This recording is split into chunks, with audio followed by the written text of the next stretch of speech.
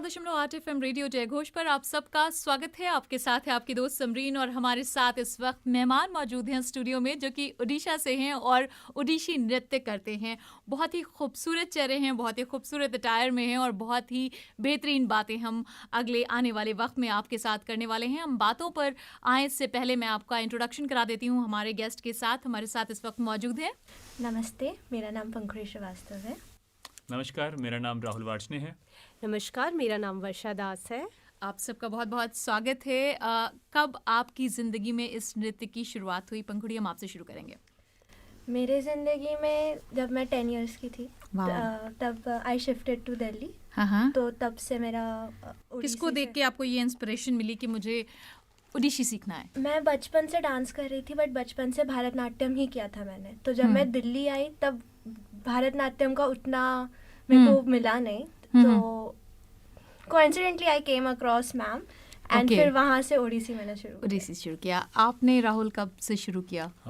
मैंने तकरीबन 5 से 6 वर्ष की आयु में अपना नृत्य साधना शुरू करी। और शुरुआती तौर तो बहुत ही साधारण लर्निंग के साथ था और आज करीब 25 साल हो गए हैं कि मैं इस विद्या के साथ जुड़ा हुआ हूँ, इसमें सीख रहा हूँ, आगे बढ़ रहा हूँ और इसमें अपना एक करियर भी परस्यू कर रहा हूँ।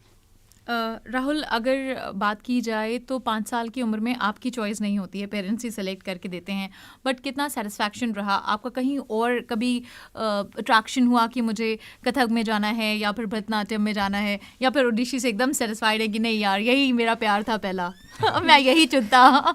नहीं, आपने बिल्कुल ठीक कहा। जिस उम्र में मैंने शुरू किया था वो उम्र बाय चॉइस वाली नहीं होती, बाय चांस वाली थी डेफिनेटली।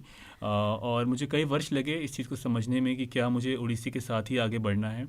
अप्स एंड डाउन्स बहुत आए क्योंकि मैं नोएडा में पला बड़ा हूँ, दिल्ली से मेरी पढ़ाई हुई है। तो शहर में रह के कुछ डिस्ट्रैक्शंस, कुछ अट्रैक्शंस, बहुत सारी चीज़ों ने मेरे माइंड को घेरे रखा जी। और एक लंबे समय के बाद फिर फाइनली मैंने डिसाइड किया कि नहीं, मुझे ओडिसी के साथ ही अपना जो है जीवन का एक पहचान बनानी है और आज मैं कोशिश कर रहा हूँ। आप हमें बताइए।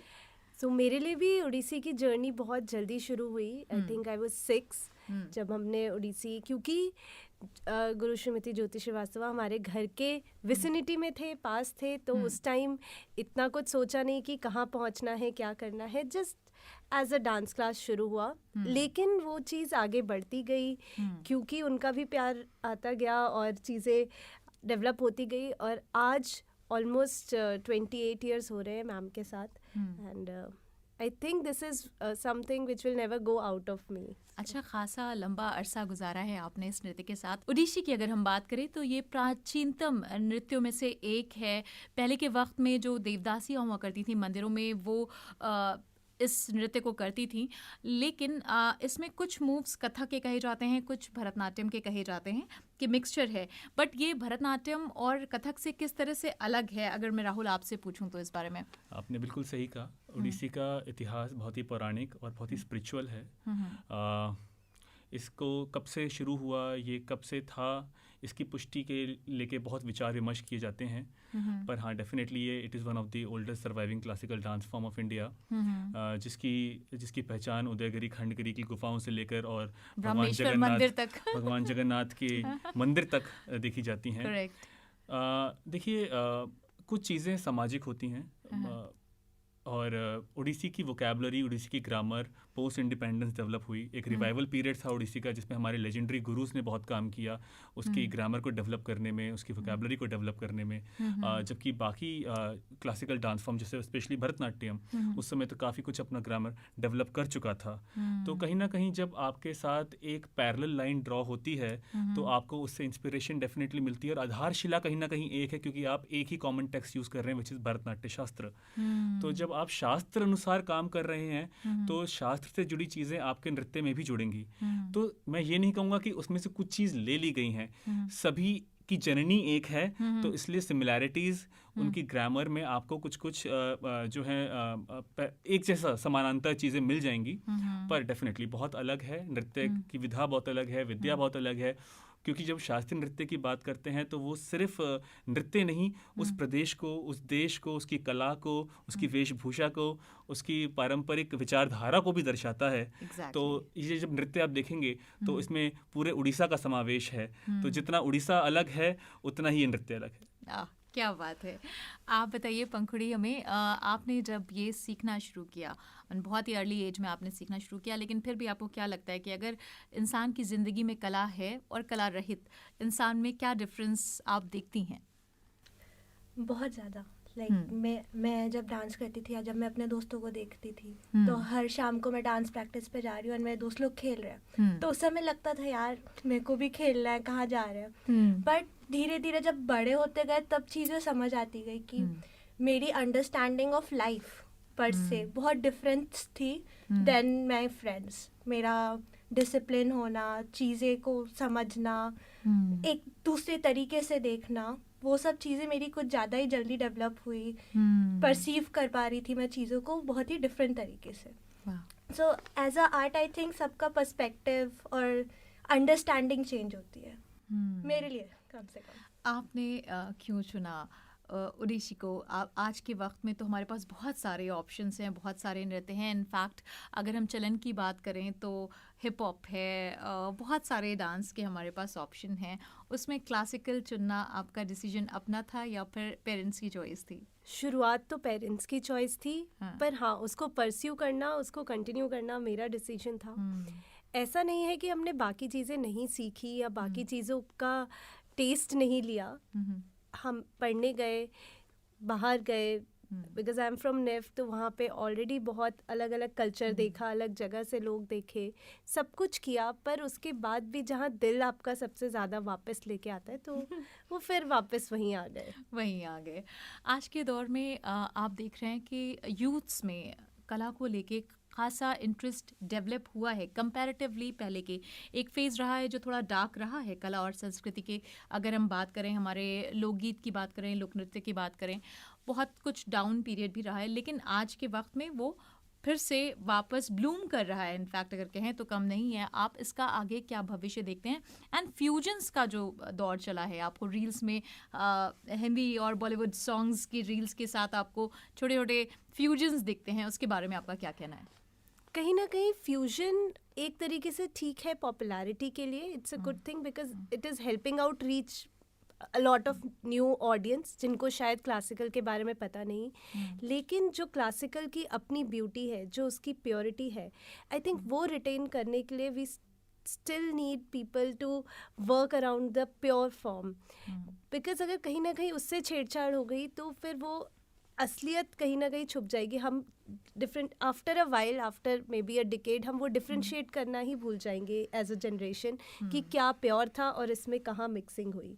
तो जो वो प्योर फॉर्म है, उसकी जो विद्या चली आ रही है, जो गुरु जहाँ से भी वो चीज़ शुरू हुई है गुरु जी से, तो वो चीज़ उस तरीके से अगर पास ऑन होती है तो it is definitely a retention, this for the retention purpose. Okay Rahul, मेरा आपसे सवाल है कि अगर हम नृत्य की बात करें तो क्लासिकल में खासकर आपको महिलाएं जो हैं वो नृत्यांगनाओं का योगदान जो है वो ज़्यादा दिखाई देगा। बिकॉज बहुत से लोग इसको ऐसा मिथ जोड़ते हैं कि आप जब क्लासिकल सीखते हैं तो थोड़ा सा मैस्कुलिनिटी की अगर बात करें तो, हालांकि ये ओडिशी में नहीं है। आप भरतनाट्यम जब आप ओडिशी करते हैं तो उसमें तांडव के मूव्स होने की वजह से मैस्कुलिनिटी तो है खासकर, लेकिन फिर भी मैं पूरे क्लासिकल डांस की बात आपसे करूँगी कि आपको क्या लगता है कि इसमें इतनी ज़्यादा पुरुषों की भागीदारी कम क्यों है? यहाँ पे मैं थोड़ा करेक्ट करना चाहूँगा आपको। पुरुषों की भागीदारी कम नहीं है। आप अगर इतिहास देखेंगे तो हमारी मैं करंट सिनेरियो की बात कर रही हूँ। मैं पीछे से ही आता हूँ क्योंकि बहुत ज़रूरी है हमारे इतिहास को समझना। जैसे हम हमेशा जानते हैं बीते युगों से गए, करें नए युग का स्वागत जी। तो नए युग का स्वागत करना है तो इतिहास को जानना ज़रूरी है। हमारे सारे गुरु जितने थे सब पुरुष ही रहे, अधिकांश पुरुष गुरु ही रहे। हाँ, समय के साथ सोसाइटी में बदलाव डेफिनेटली आया है। एक ऐसा टाइम आया जहाँ पे अवेयरनेस की बहुत ज़रूरत थी सोसाइटी को, और कहीं ना कहीं एक मिस इंटरप्रिटेशन हुआ है कलाओं का, चीज़ों का। कलाओं को जेंडर बायस बना दिया गया, जबकि कला कभी आपको जेंडर बायस बनाती नहीं है। वो आपको संपन्न होने का, वो आपको एलिवेट होने का एक मौका देती है। इन सब चीज़ों से अलग हटने का मौका देती है। जो सामाजिक बंधन है आपके, जिस स्ट्रक्चरल लाइफ में आप हैं, उससे आपको दूर ले जाने का एक बहुत बड़ा एक अपॉर्चुनिटी देती है। अब वो हर युग की बात है, आज ही की नहीं। मेरे ख्याल से आने वाले, मैं 20 दशक की बात करूं, आने वाले पिछले बीते दशकों की बात करूं, तो इस तरह की मिली जुली मानसिकता समाज में हमेशा थी और हमेशा रहेगी। हम उसको पूरी तरह नहीं जीत सकते हैं, पर फिर भी आज का यूथ कहीं ना कहीं इस मानसिकता से ऊपर उठ रहा है। और यही एक रीज़न है कि इस कला का प्रचार और प्रसार आज इस प्रकार से हो रहा है, पहले ये संभव नहीं हो पा रहा था। तो इसका डेफिनेटली बहुत बड़ा रोल जाता है कहीं ना कहीं उस अवेयरनेस को जो कि आज के यूथ में है, उस विजडम को और उस एंथुजियाज्म को जो कि आज का यूथ अडॉप्ट करने में हिचकिचाता नहीं है।